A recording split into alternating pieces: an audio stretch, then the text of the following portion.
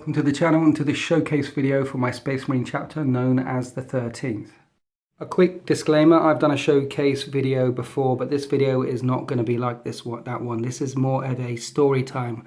Yes, I'm going to point the camera at some models and it's a showcase in that sense, but it's a story time in the sense that I'm going to take you through the history of the 13th and tell you who they are and what they stand for, because a number of my subscribers have asked, who are the 13th?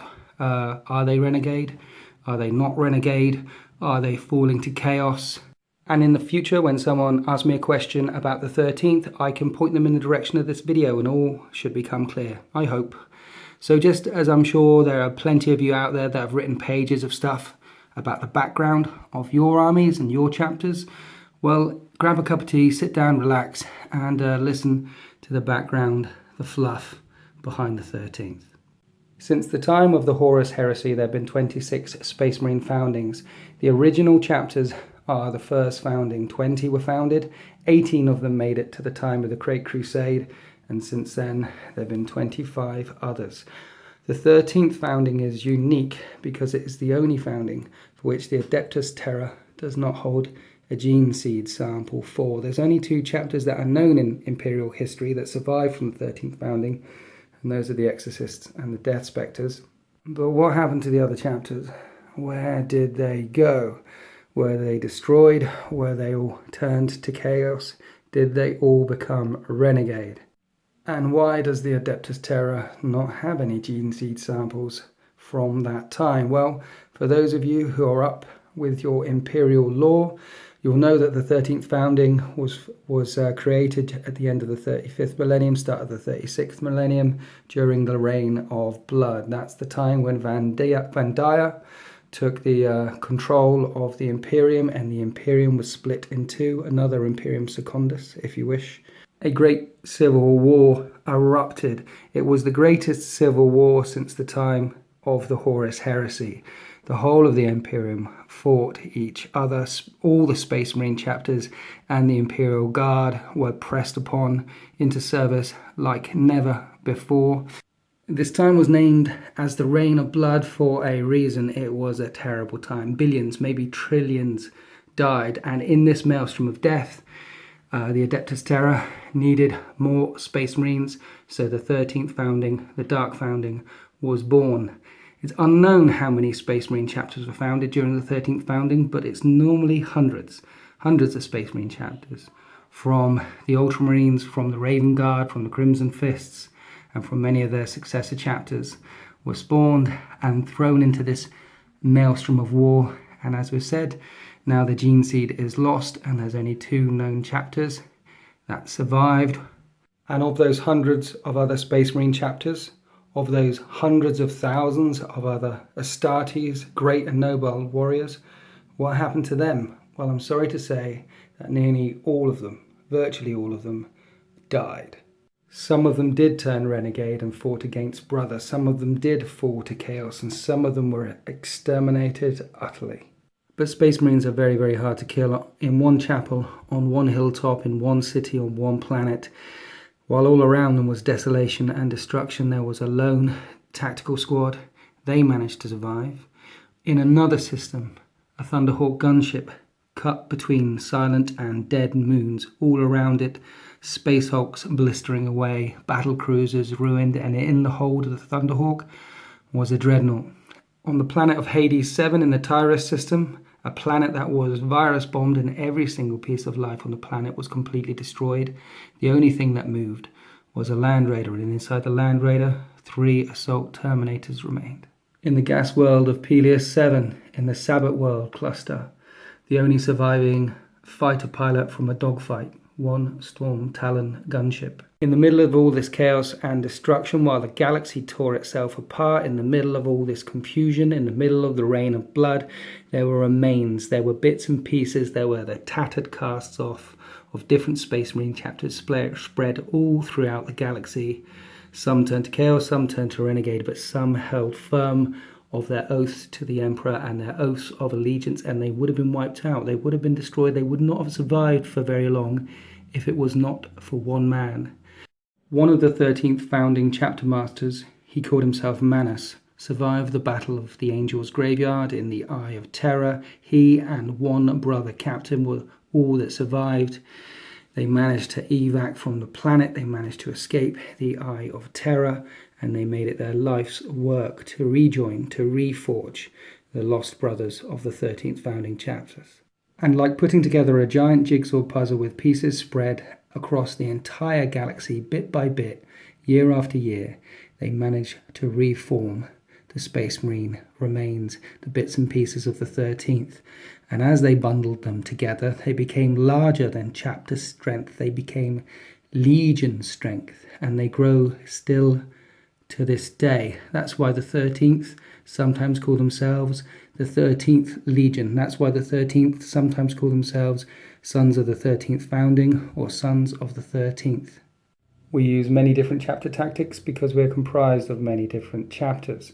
There is camo colours, different colours on our armour, which recognises the different chapters and the different colours that were once proudly worn on this armour, but there are no insignias, no markings, no singular chapter, no singular marking should stand above the others. We just wear our colours proudly and our colours alone. And in the 4,000 years since the Reign of Blood, we have grown stronger still. There is no home world for us. We're a fleet-based chapter. There's no place for us to fall back to. And they call us renegades. They call us outlaws. And they hunt us.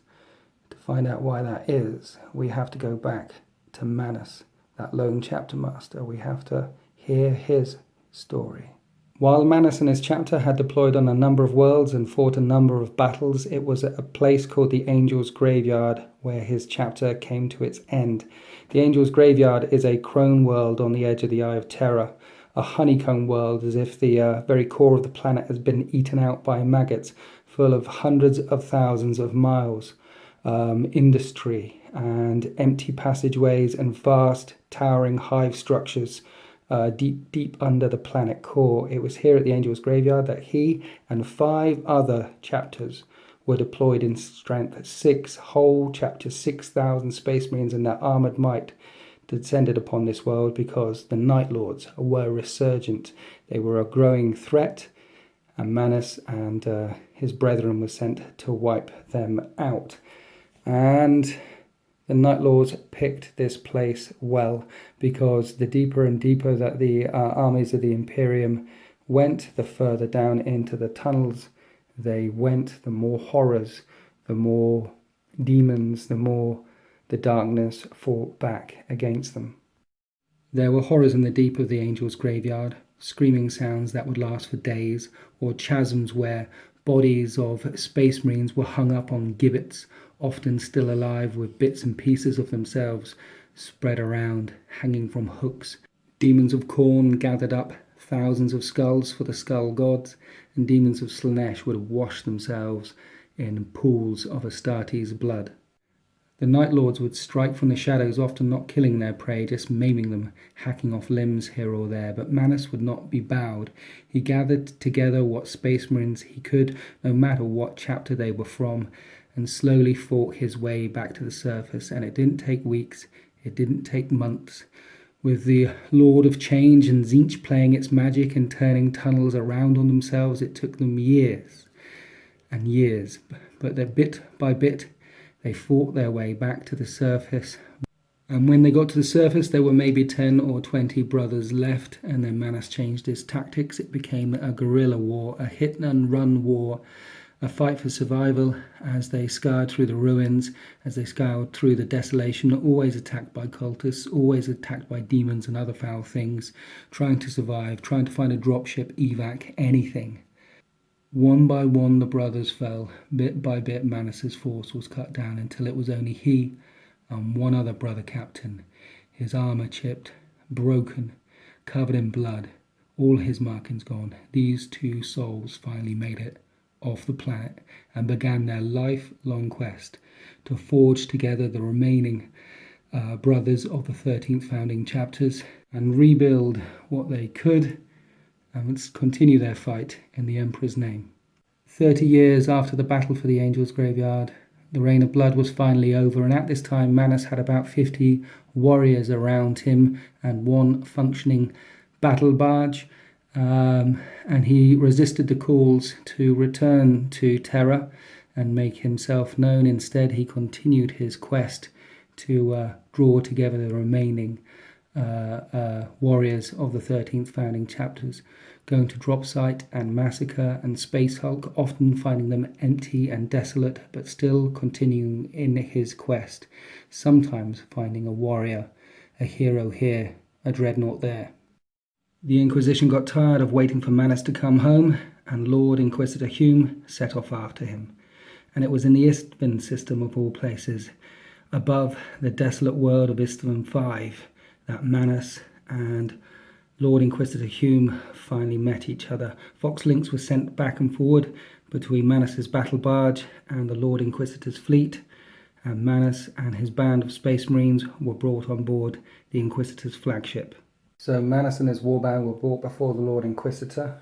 It is reported that Hume was not impressed by this ragtag band of warriors in front of him, dressed in broken armour in different colours. Then the two of them spoke. So if it pleases you, dear listener, I'd like to repeat the words that Manus spoke, the first, the last, the only official record of the last remaining chapter master of the 13th founding chapters. First, Hume asked him to bend a knee, and he said, "I am chapter master Manus. I do not bend."